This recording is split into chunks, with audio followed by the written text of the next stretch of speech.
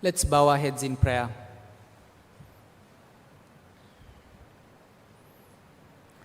Lord Jesus, we ask that you will send us your Holy Spirit to illuminate your word, to enable obedience, and to give us wisdom, Lord, about how you want us to live for you in the light of what you have said.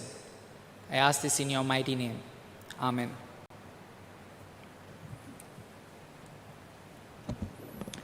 Good evening, everyone.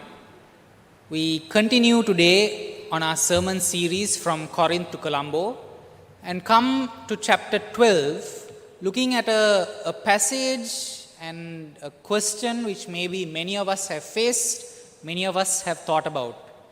And I'm talking, of course, of the spectacular gifts. When I say the spectacular gifts, I'm talking about the extraordinary gifts of the Spirit. Speaking in tongues, prophecy, healing, working miracles, interpreting tongues, and the many other gifts that Paul mentions here. Now, there are different attitudes that people in our churches in Sri Lanka tend to have in relation to these gifts. Some people think of these spectacular gifts, these out of the ordinary gifts, as something weird, something strange. There must be something wrong with someone if he or she starts speaking in tongues or thinks healing is possible or talks of miracles. There are others who have the opposite reaction, who perhaps they have one of these gifts and they may then convey to everyone that they are spiritually superior, that they are above everyone else, because they have been given this gift. Some of us might be in this middle place where we have been told that unless you get these gifts, you lack something. Maybe you're not even a Christian. And some of us live with this fear, this worry. Have we really become Christians? But then what do we say when our Pentecostal and charismatic friends within the church and within KMC and outside of KMC tell us that unless you have the gifts, you're missing out on a core part of the Christian life. It's this that I want to look at closely today as we follow Paul's words in chapter 12. Paul's words in chapter 12 and then 13 and 14 continue the theme of order in public worship. It seems that even in Corinth, there were some people who felt that they were weaker because they didn't have certain gifts. Some people who thought that only one gift was important. Some people who thought that perhaps gifts were not important at all. And Paul seems to be addressing them here. Before that, though, it's worth looking at what the different types of gifts are. And in the Bible, this comes to you in different passages in the epistles. And it would help if you have your Bibles open at 1 Corinthians 12. So in 1 Corinthians 12, we have 9 gifts mentioned. And I'll just mention them again briefly. The utterance of wisdom, the utterance of words of knowledge, where people are given an impression or an image about someone or something in the congregation or the community. The gift of faith, of healing, miracles, prophecy, to distinguish between spirits, the gift of tongues, the gift of interpreting tongues, and then gifts given to people in different positions. Paul mentions towards the end of the chapter apostles, teachers, helpers, and administrators. And that's the interesting thing about the gifts Paul mentions. Some of them seem very ordinary, helping people, administration. Some of them seem unbelievable, miracles, healing, and so on. Ephesians 4 is another chapter in the Bible which talks about the gifts. And here, along with some of the things Paul mentions in this chapter, he also talks about the gifts given to people who are evangelists and to pastors. Romans 12 is another passage in the Bible where Paul speaks about the gifts. And here you have again that you have gifts which sound maybe to us very ordinary. Serving, encouraging, giving, leadership, acts of mercy. in Romans chapter 12, verse 7. And then 1 Peter 4, Peter speaks about hospitality and speaking as other gifts of the Spirit. So you have these different types of gifts. Some of them are just natural abilities which seem to be lifted up to supernatural impact and power. Others are not abilities or gifts that we naturally have, which seem to be extraordinary, out of the normal course of events. Now, the first question that I want us to consider is this: does having one of the spectacular gifts mean or show that the person who has that gift has a special spiritual maturity or is specially holy? And I think here sometimes, without even realizing it, our thinking gets affected by what we see. I don't know whether you had this experience of admiring or even idolizing, say, a sportsman or sportswoman, perhaps a cricketer or a tennis player who seems undefeatable on the field or on the pitch. Perhaps there's an actor of yours whose acting and whose films you watch over and over again, whom you're so impressed by, or a singer or a group of singers whom you've fallen in love with, who you think are just amazing. And often we find ourselves, because of the amazing things these people are capable of, whether in sport or acting or singing or anything else, we think they must be amazing people as well. And so we are sometimes very disappointed when we find that the cricketer we idolized has actually been involved in corruption. The singer whom we thought could do no wrong has been unfaithful to his wife. The actor whom we thought was simply out of this world is involved in domestic abuse. But this happens. Just because someone has a gift doesn't mean they've got it all together. And I think if you look at everything we've seen in the book of Corinthians up to now, we learn a similar lesson. Think about the Corinthians and what we've seen about them so far. In chapter 5, we heard that in Corinth, a man is sleeping with his stepmother, and there's no problem. The church doesn't seem to think that there is any problem with incest going on in the congregation. In chapter 6, Paul tells us that there are so many divisions in the church. Members of the church are taking their cases to the Roman courts, to courts which were known to be corrupt, known to be favoring the rich and the powerful, but they were going there. And in chapter 6, we hear about sexual immorality. In chapter 7, we hear that there are other people in Corinth, in the church at Corinth, who would say, actually, sex is not part of God's plan at all, and we need to withdraw from that, and Paul challenges them. In chapter 11, we hear that they are not taking the Lord's Supper seriously, and Paul has very stern and strict words for them about that. And then chapters 12 to 14, we hear, at least we can gain from what is being said, some people think their gifts are better than others. Some people are saying one gift is really important. There's a lot of confusion. But we also know that Corinth was a church which had amazing, extraordinary gifts of the Spirit.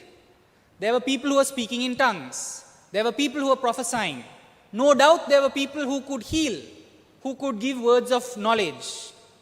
So I think the book of Corinth is a lesson for all of us that just because someone is given this gift of the Spirit, it might be extraordinary, it might not be.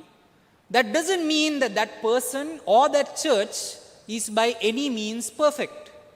Just look at Corinth. The church at Corinth had every possible flaw you can imagine, even though its members had all of these gifts of the Spirit. What does that show us? It shows us that God is willing to give these gifts even to people who are flawed, even to people who at a certain moment in time haven't understood everything about Him correctly, perhaps are doing the wrong thing. And I think that that lesson from 1 Corinthians is something so important for us to take away. Because there are so many Christians around the world today who are blown away by the extraordinary gifts that a pastor might have or a leader might have, and who think that person can do no wrong. And then when reality sets in, they lose faith, they are disappointed, and they ask, how could God give someone so much power when that person is so flawed? But it happens. God gives us these ordinary gifts, our natural talents, even though we are so flawed. God blesses us even though we are so flawed. God can give the extraordinary gifts to flawed people. Just because someone has one of these gifts, it doesn't necessarily mean they're specially spiritually mature. It doesn't even have to mean that they are living a life of holiness. It seems, looking at Corinth, that sometimes these gifts can coexist, as all of our gifts do, with our sinful human natures. So that's the first thing I want us to take away from 1 Corinthians. Who would have these gifts and what do these gifts show? Really, I think, and moving on to the passage itself, the gifts are more about God and who God is and what God wants us to do than it is about the person who has been given those gifts. And so, I want to ask a second question. What is the purpose of these gifts? Why have they been given? And for that, it's helpful if we can look a little closer at 1 Corinthians chapter 12. I think there are 4 things that come out of this chapter. First of all, we see again and again that the source of these gifts is divine. We see in 1 Corinthians chapter 12 again and again that it is God who gives these gifts. For example, verse 11, all these are empowered by one and the same Spirit, who apportions to each one individually as he wills. God decides, God gives, God uses it for his purposes. It's not so much a matter of our control over these things, but God's initiative. So the gifts are divine. But they are also universal. 1 Corinthians 12 verse 13. For in one Spirit we were all baptized into one body, and all were made to drink of one Spirit. And if you look at the previous passage, again and again, Paul says, everyone is given some kind of gift. Everyone is given some kind of gift. Of course, those gifts are not the same. And that's the other part that Paul emphasizes here. The gifts are different. To one is given tongues, to another is given interpretation, to another prophecy. The gifts are different, but everyone is offered a gift from God. It could be one of the more extraordinary gifts, the most spectacular gifts. It could be the more ordinary gifts, but it's given to everyone. But finally, and this is really the point that Paul is emphasizing in this passage, all the gifts are equal.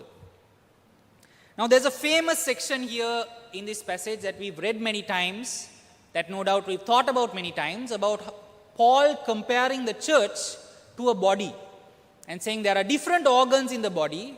Some are more prominent, some are less prominent, some seem more important, some seem less important, but all of them are important. All of them suffer together, all rejoice together, all of them are of equal worth. The body cannot be the body unless all of these members work together. But what we realize in this passage is Paul is talking about this in the context of the gifts of the Spirit. He's trying to explain to a church that thinks that some gifts are really important and other gifts are not important. He's saying no. Just like in the body you have different body parts, in the church, you have different gifts. You can't say that this one gift is proof that you are a real Christian. You can't say that this one gift is the only way of showing that you have accepted Jesus Christ. Look with me, if you will, to verse 27, where Paul makes this very clear.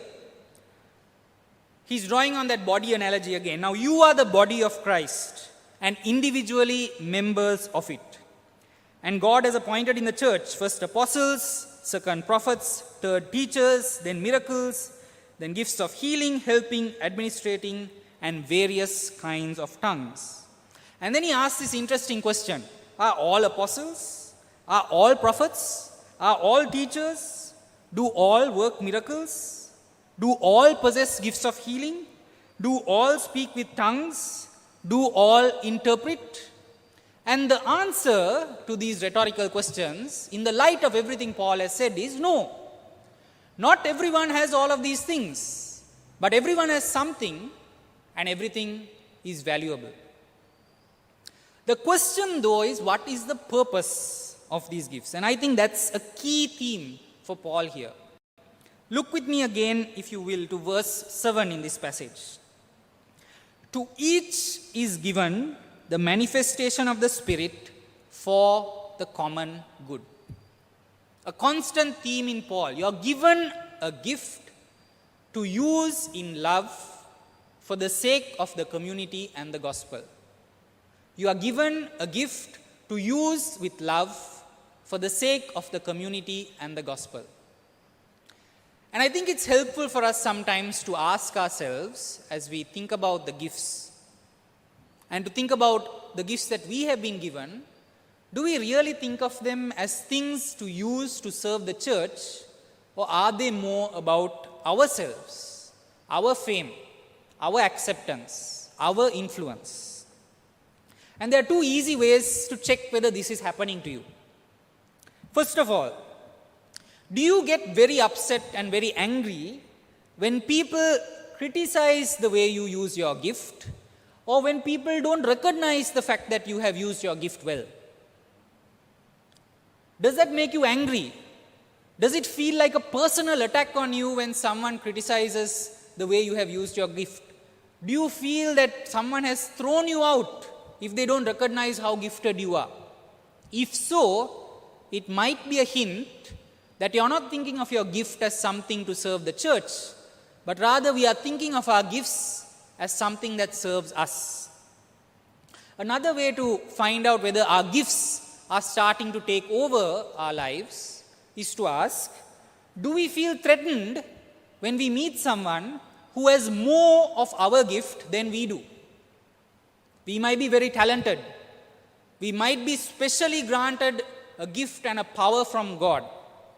But if someone else comes along and we know immediately this person has been given even more of this gift, do we then feel threatened? Do we feel jealous? That might be a sign that our gifts are starting to take over. That they aren't things that we are just recognizing as graceful presents from God to use for the church. So one thing that this passage teaches us is the gifts are not signs of spiritual maturity or holiness necessarily.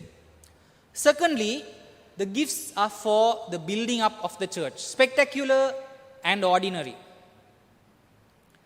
But thirdly, a question which maybe many of you have encountered as you meet and mix with people from other denominations is this question of whether you are a Christian if you don't have a spectacular gift. And this question comes in two ways, and I've had it posed to me as well, and perhaps some of you have as well. I've been told by some of my Pentecostal friends that unless you speak in tongues, you are not really a Christian. Another thing I have been told is that there are two stages to the Christian life. The first stage, you accept Christ, and that's okay, but that's the basic. If you really want to be used by God, you need to have the baptism of the Holy Spirit, and the sign of the baptism of the Holy Spirit is speaking in tongues, a spectacular gift. Now, I think we have so much to learn from our Pentecostal and charismatic brothers and sisters, and I'll speak about that towards the end.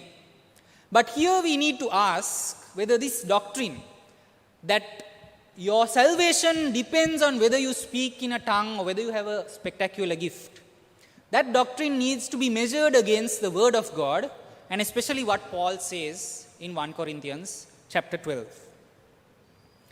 Now, if you speak in more detail with people who say this, they will point to the Acts of the Apostles. And they will say, look at Acts chapter 2. You have the apostles, they knew Jesus, they believed in Jesus, but only after the Holy Spirit came on them and they spoke in tongues were they able to evangelize. They might talk about Acts chapter 8, about the Samaritans who believed in Jesus but got the Holy Spirit only later when someone came and prayed, put their hands on them and prayed over them. They might point to Paul and say Paul had his Damascus Road experience, but he only was filled with the Holy Spirit later on. Are you sure that you have been filled with the Holy Spirit? They might talk about Acts chapter 10, Cornelius. Again, someone whose conversion and filling with the Spirit was followed by speaking in tongues. Or they might speak about Acts 19, where we hear of believers who had been baptized in the name of John, had not even heard of the Holy Spirit. And so some of our friends might say, maybe you have been baptized into Christ, but how do you know that you've actually received the Holy Spirit? So the spectacular gifts are sometimes explained as either proof that you have the Holy Spirit or proof that you are actually a Christian. How do we respond? What does the Bible have to say? I mentioned two other verses there, one in chapter 14 of this letter and another at the end of Mark's Gospel. And I'll respond to each of these briefly. But first of all, we need to remember there are certain passages in Acts, it is true, where people's conversion is followed by them speaking in tongues. But there are so many other passages in Acts where people's conversion doesn't talk about speaking in tongues at all. It could be in Acts chapter 2 where 3,000 were converted. It could be the lame man of Acts chapter 3. It could be the 5,000 who were converted in Acts chapter 4. It could be the Ethiopian eunuch in chapter 8. It could be all those people converted in Paul's first missionary journey. It could be Lydia and the Philippian jailer. So what do we do with this? You have two things here. Some people, when they convert to Christ, the filling of the Holy Spirit seems to be followed by a spectacular gift, tongues. Other people, not so much. How do we understand this? I think when we are doing this, it's helpful to remember that Acts is a form of narrative.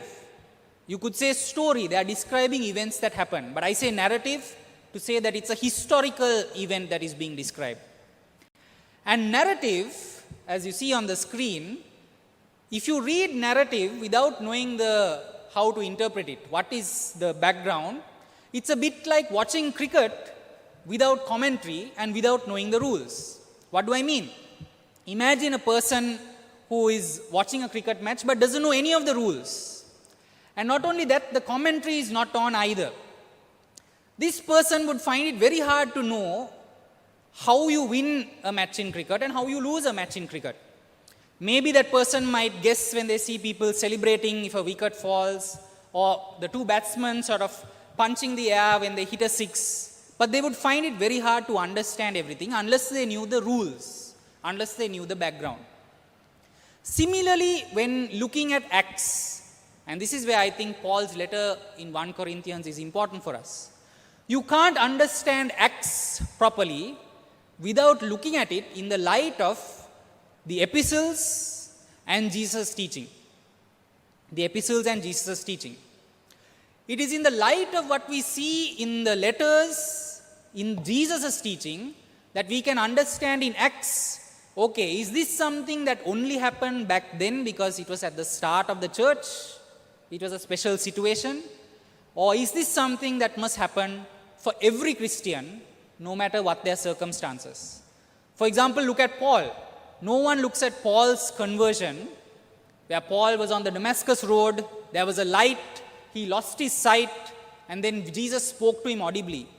Now, no one uses that to say, every person who becomes a Christian has to have a bright light flash, must lose their sight, must hear God speak to them audibly. How do we know that that was a special experience for Paul? Because when Jesus talks about repentance, when Paul talks about repentance, they mention few things. Recognizing the fact that we are sinful, recognizing Jesus as Lord, accepting the power of forgiveness from the cross, repenting and believing. So how do we separate the incidental from the essential?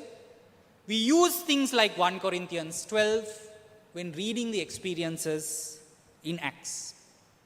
And the interesting thing is, for everyone who might say that the gift of tongues or the spectacular gifts are essential either for you to be a Christian or as a sign that you are filled with the Spirit, you find hardly anything like that in any of the epistles or the Gospels.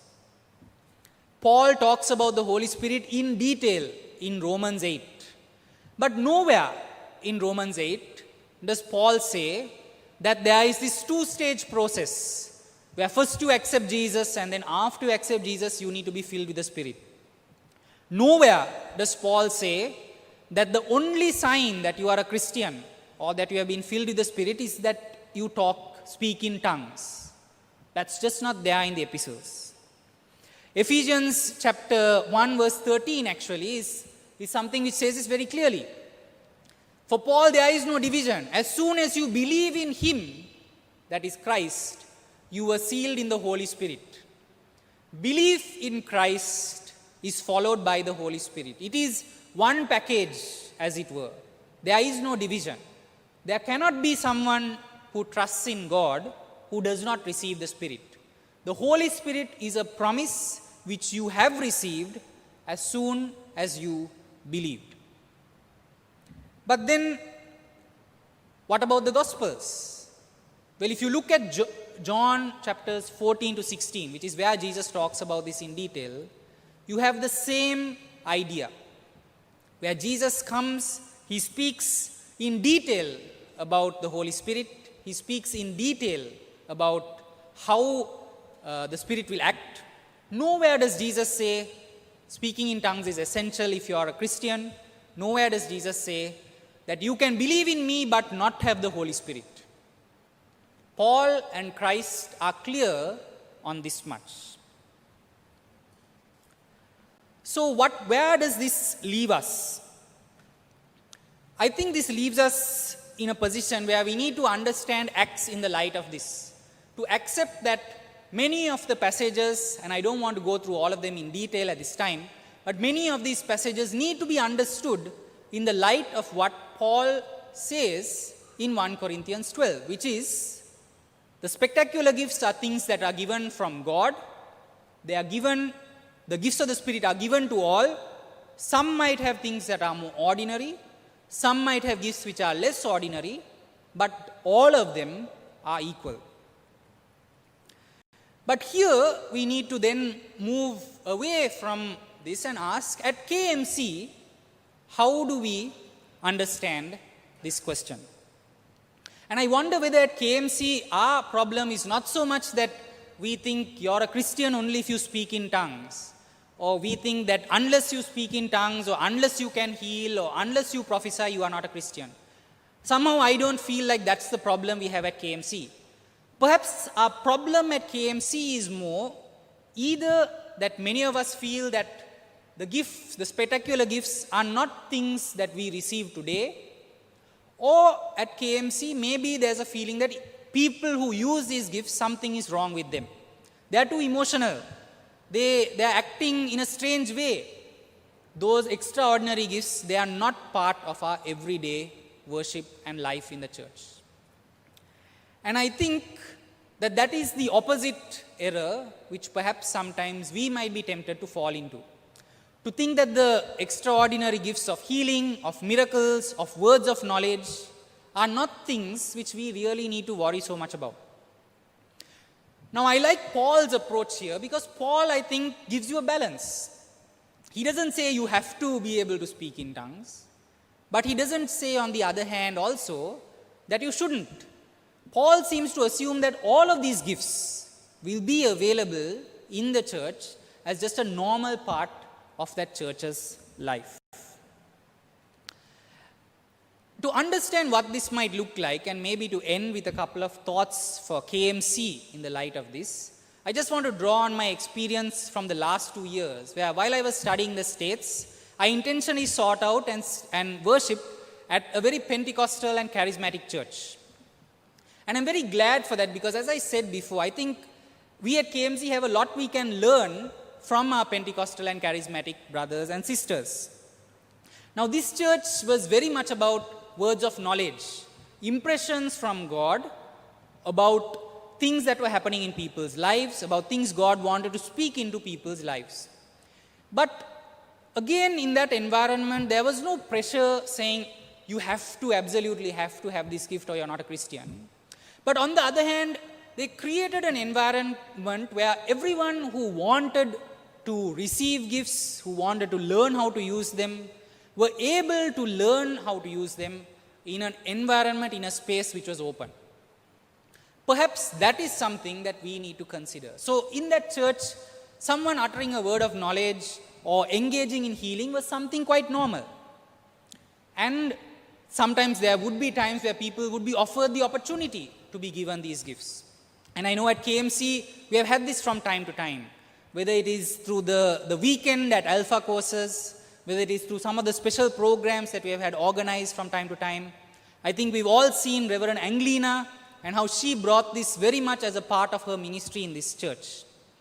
And I think perhaps that is a model that we need to consider.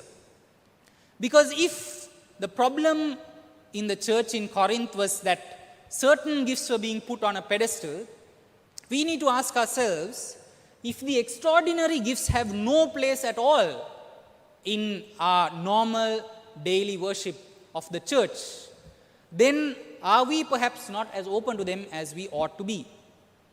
Now, this is not to send anyone down the rabbit hole of anxiety and frustration of asking God again and again for gifts and then wondering whether their faith is real because they don't have them. But it is simply to ask the question, perhaps like as Paul is suggesting here, is KMC an open enough place for healing to be a natural part of something of our normal everyday worship practice, but also for acts of encouragement to be recognized as an equally valuable gift of the Spirit? Is it a place where teaching is considered and administration is considered a gift, but also speaking in tongues and words of knowledge are considered a gift, and people are able to develop that, to grow into that? A question for us to consider as a congregation. So as we close, let us bear in mind Paul's balanced but also very realistic understanding of the gifts. They don't necessarily show us that we have special access to God.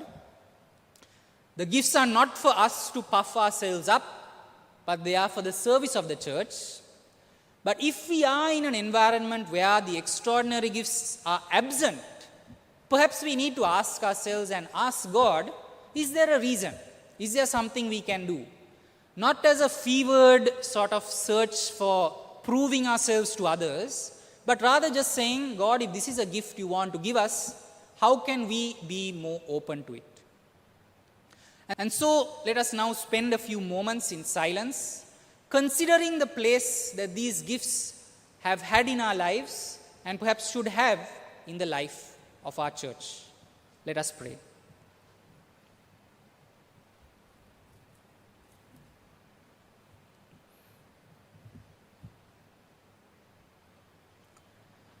Lord Jesus, I want to thank you, Lord, for the gifts that you give everyone who comes to you, who turns to you, your Holy Spirit, and through the Holy Spirit, those gifts, Lord.